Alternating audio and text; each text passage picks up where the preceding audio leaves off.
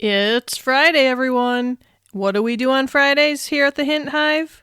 That's right, we smash the patriarchy.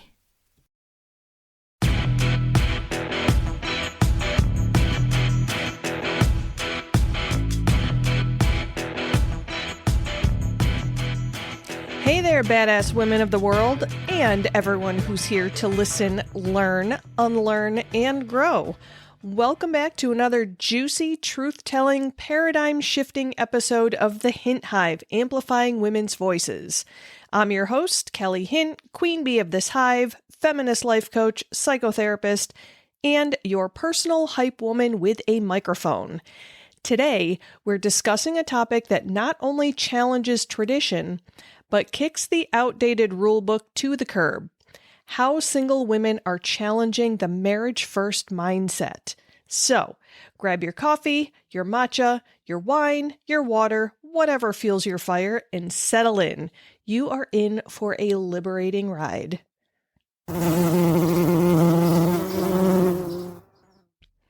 All right, ladies, let's talk truth.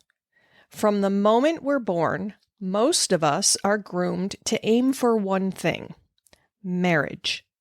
From fairy tales to rom-coms to family expectations, women are spoon-fed the message that our ultimate achievement is becoming someone else's wife. The real win, we are told, isn't building an empire, climbing Kilimanjaro, or writing that novel. It's walking down the aisle in a pretty white dress. I mean, if I remember correctly, there was a particular football player that got a lot of crap for spewing this particular sentiment at a college graduation. But I'm not here to stir up that controversy. Just reminding everyone that it's out there, that that's the expectation in very traditional mindsets. But here's the truth that you will not hear in those Hallmark movies. Single women are rewriting that damn narrative. And they're not just surviving outside of marriage. They are thriving. They are glowing. They are setting trends. And they are building lives so rich that they don't need a diamond ring to prove their worth. And I hate to bring it back to this, but that marriage first mindset is deeply rooted in patriarchy. It assumes that a woman's value is tied to her ability to be chosen, her proximity to a man, and her willingness to stay in roles that often limit her potential. It's entrenched in everything from our childhood toys and religious teachings to our tax codes and healthcare systems. But today, women are rising. They are refusing to shrink themselves to fit outdated norms. They are saying no to the scripts that they never wrote. Now, don't get me wrong. If you want to be in a traditional relationship with traditional gender roles, that's fine. You do you. But don't tell other women what they are supposed to do. That's what gets feminists like me all kinds of fired up. Because let me tell you, when Mr. Butker said what he said at the college graduation, telling all of these women sitting in the audience who just achieved a bachelor's degree or higher, I can't remember on that, so don't quote me on that one. But all of these women had just achieved degrees, and he's telling them, oh yeah, that's nice, but your greatest accomplishment will being a wife and mother, or will be being a wife and mother. No, you don't get to tell someone else what their greatest achievement will be. And again, like, people hear that I'm a feminist and they immediately conjure up all these images of what that is like, what that means. They think that I'm a man hater or, excuse me, or that I think all women should be a certain way. And that's exactly what I'm fighting against. I don't want all women should. I don't want that narrative. I'm trying to help women bust out of that narrative. So don't tell a woman what they should do. I don't tell a man what they should do. So don't tell me what I should do. I'll figure it out myself. And if I need help, I will ask. So again, my brand of feminism is let people be themselves. Let people figure it out themselves. Don't be telling us what we need to do. Just like, for example, I shouldn't stick my toe into this one, but I'm going to. The pro-life versus pro-choice debate. I have most likely said this on prior episodes, but I'm a woman. I used to be capable of having children. I am no longer. Thank you, menopause. Apparently, to some men, that makes me useless in society. And see, that's what gets me cranky. You have boiled my worth down to my ability or lack thereof to procreate. So anyway, when I was fertile, my choice would have been life, right? Like, I personally did not ever picture myself having an abortion, but I'm not going to take that choice away from someone else because I don't know their life circumstances. And yet I've been called horrible names because of that choice, because I believe humans have a choice. I'm sorry. Guess what? God gave us free will. If you believe in God, right? And because usually this comes from people who have a very strong faith that like abortion is killing babies and all this other stuff. I don't want to get too far down this rabbit hole, but my point is, I should be able to decide what is happening with my body. And as has been proven, when you go too far one way or the other, bad things happen. So, with the reversal of Roe versus Wade, now there are innocent women dying because of the radical actions of conservatives that women who are having miscarriages can't get medical care in certain states because doctors are too afraid of being accused of aiding and abetting an abortion. And so women are dying. So see, this is the kind of stuff I'm talking about.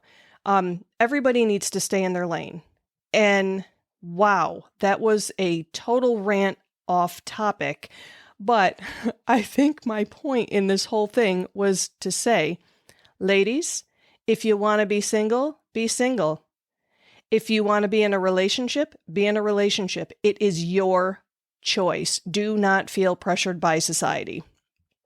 All right, so let's get back on topic because the data doesn't lie. I'm going to back up this fire with some facts. So according to the U.S. Census Bureau, as of 2024, about 47% of women aged 25 and older in the U.S. are single.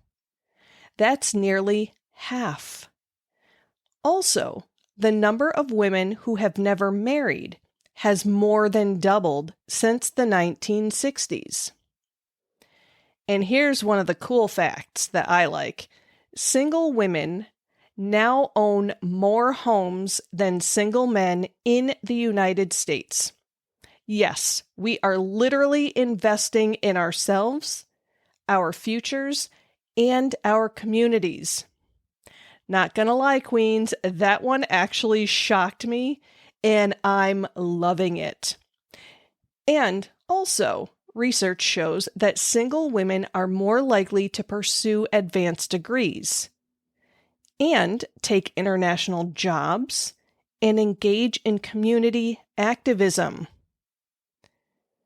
People, this is why we need to give others choices, because when women are freed up from the pressure to have families, they can be some pretty amazing powerhouses in society and help the community.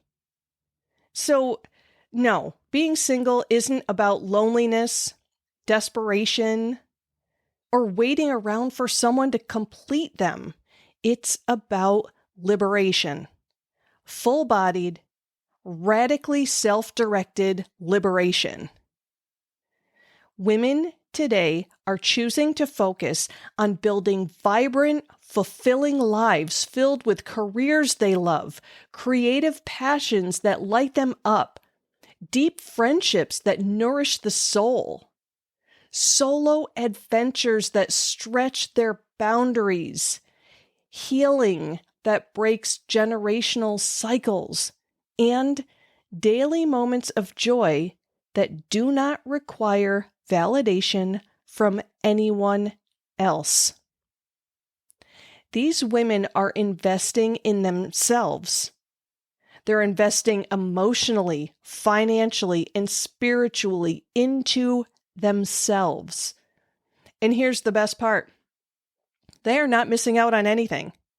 They're actually creating lives richer than many ever dared to imagine. They are living fully, fiercely, and unapologetically with purpose, pleasure, and power leading the way. Now, I do not have any personal regrets with how I've lived my life, but I can tell you, had I not gotten married and had children right away, my life would have been different. Again, I do not have regrets. I love the choices I made, but I am also humble enough to know that I could have been something different had I made different choices. And I'm here to say there is nothing wrong with making different choices than what I've made. But let's talk about that continued pressure that women face. Even in 2025, single women still get hit with family questions like, when are you going to settle down? Or work assumptions. She can work late. She doesn't have kids. Or social pity. You're so pretty and smart. How are you still single? And then there's that cultural language around here. Spinster. Left on the shelf. Old maid. Single cat lady, right? So we are still battling that deep cultural lie that a woman alone is a woman lacking. And I am here to say hell no to that. Because let's be clear, choosing yourself is not a fallback plan, a last resort, or something you do because love didn't work out. Choosing yourself, ladies, is a radical, defiant, and deeply liberating act of revolution in a world that teaches women to define their worth through someone else's eyes. It's not a consolation. It is a declaration. A declaration that your story is worthy, your dreams are valid, and your life is enough exactly as it is. So again, I'm not telling you that being single is what you have to do. I'm not telling you that being single is better than being taken. No, not at all. I'm telling you that if your choice is to be single, go for it. You are not missing out if that's what your desires are. Now, ladies, let's work together to reframe the narrative. Because all around us, women are redefining success, joy, and fulfillment. They're traveling solo and documenting their experiences through powerful storytelling. They're creating chosen families made up of friends, pets, and soul connections. They're prioritizing mental and emotional health over performative relationships. That is one thing as a therapist that I love to see. These women are building financial independence through entrepreneurship, investing, and career growth. They are pursuing creative passions without asking for permission, and they are saying no to dating apps that feel like job interviews with zero benefits. And they are doing it not from bitterness or fear, but from clarity. Not because they hate love, but because they love themselves. These women are whole, not half, not waiting, not on hold. All right, let's talk strategy.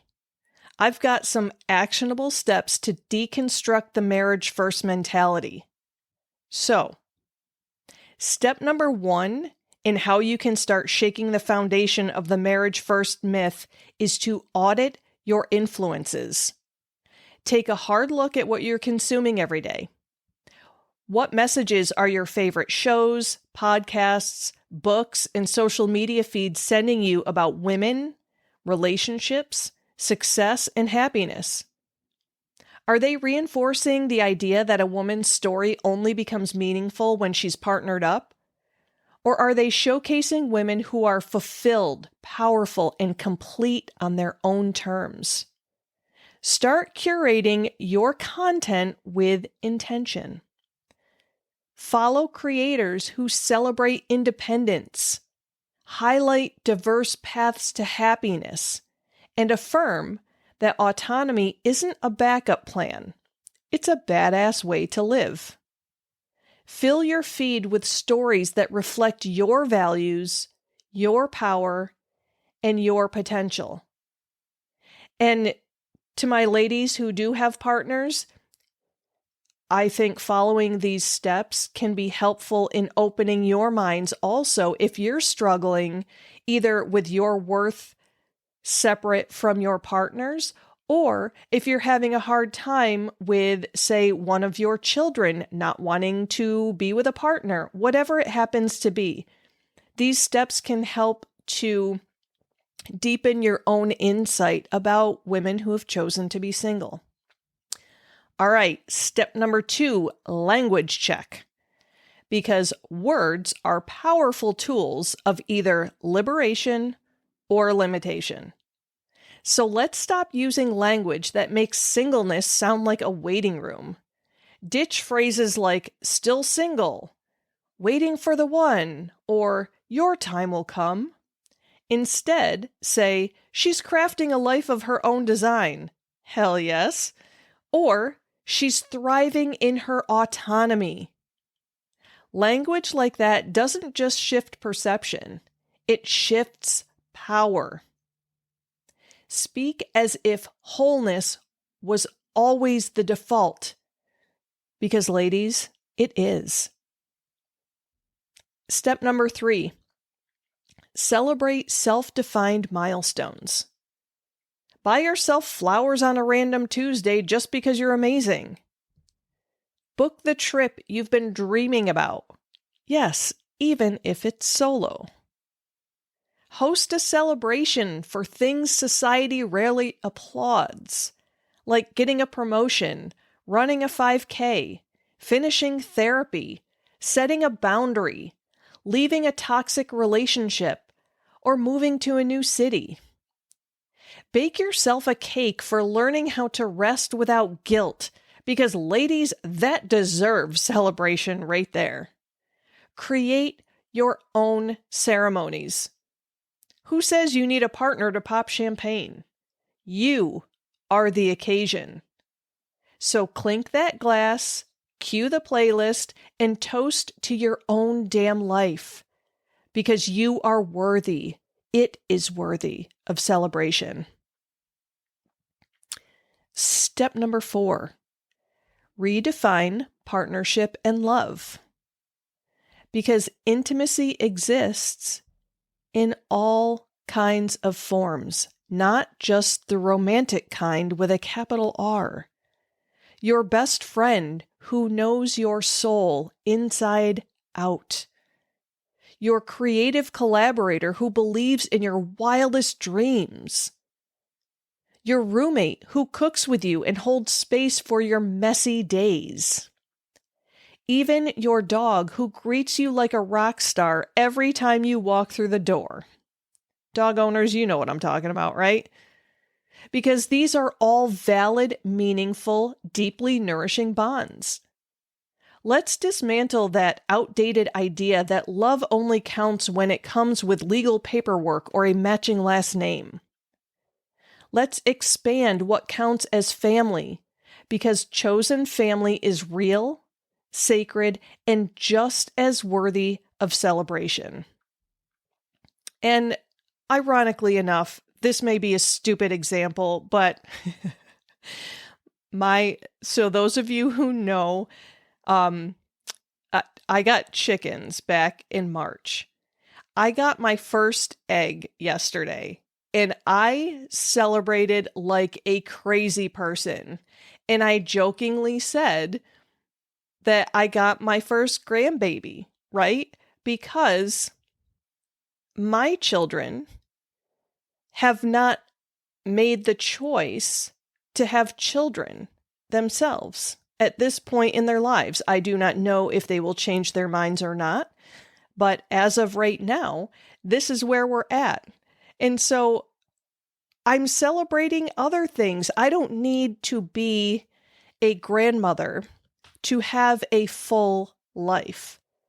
And that's the thing, ladies, stop depending on others to feel like you need a full life. You can have a full life without the input of others, without the actions of others. Build the life you want. This is what this episode is all about. It's not just about, a very binary concept of single women versus women in relationships. No, this is about defining who you are separate from others.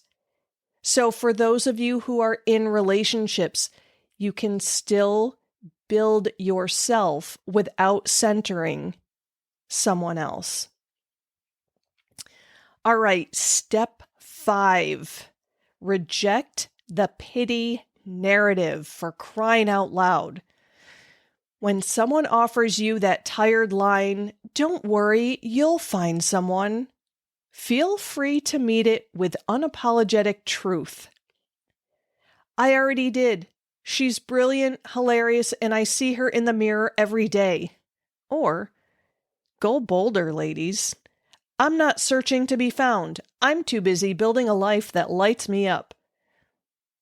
Because, my queens, being single is not a gap to fill. It is a space you own, decorate, and thrive within. Pity has no place here, only power. Step number 6, support other women.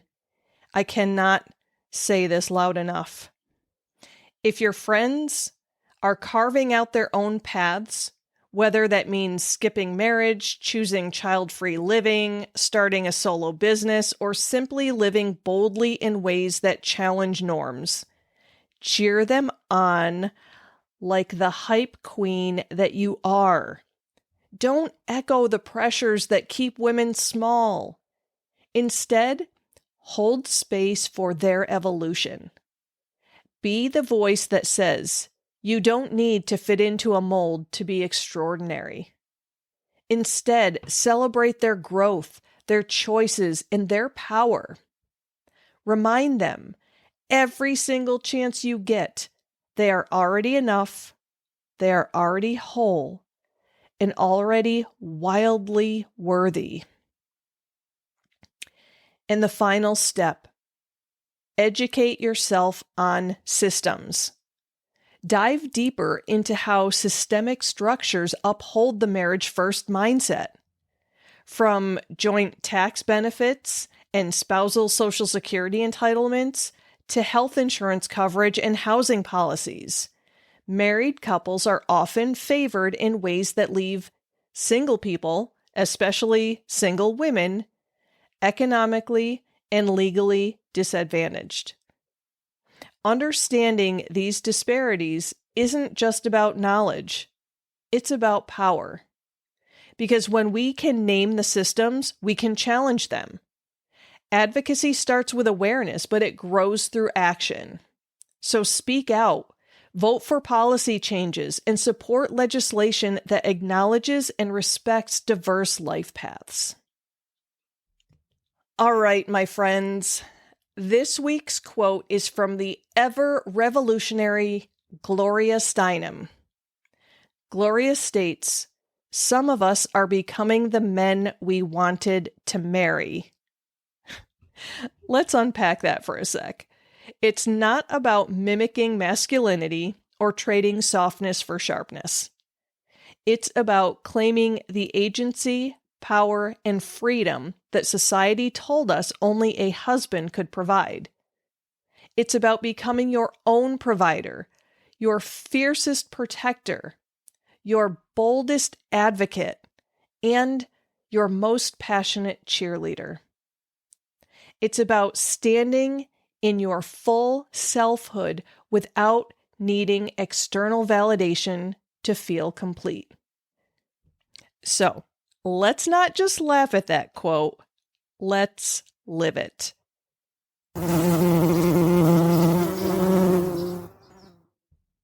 So, ladies, whether you are single by choice, single for now, single forever, or simply in a space of deep self-partnership, hear this loud and clear.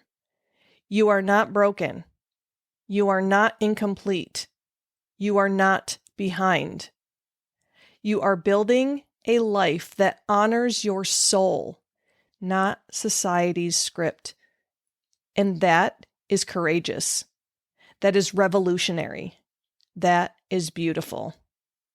So let's keep challenging the outdated narratives. Let's keep showing the world that fulfillment, purpose, and power are not tied to anyone else's last name. Let's keep telling our stories, celebrating our wins, and redefining what it means to live fully, freely, and fiercely. And as always, if this episode lit a fire in you, share it with your girls, your mom, your favorite coworker, or the woman you know who needs this message today. Screenshot it, post it, tag me on social media. Let's flood our feeds with real empowerment. And if you're craving community, come join our private Facebook group. The link is right in the episode description. Our group is filled with bold, brave women just like you who are rewriting the rules, cheering each other on, and living loud. So until next time, stay loud, stay powerful, and stay wildly, gloriously, unapologetically you. With love and fire, I will see you next time.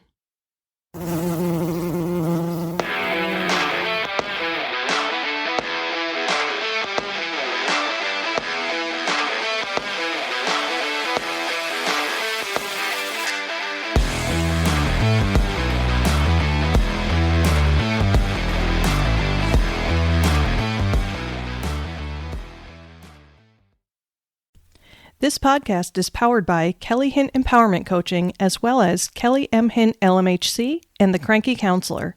To find out more about coaching services, head over to CoachKellyHint.com. If you'd like to know more about the psychotherapy services I offer to individuals within the state of New York, you can check out KellyMHint.com. And if you'd like to learn more about aromatherapy, you can check out TheCrankyCounselor.com.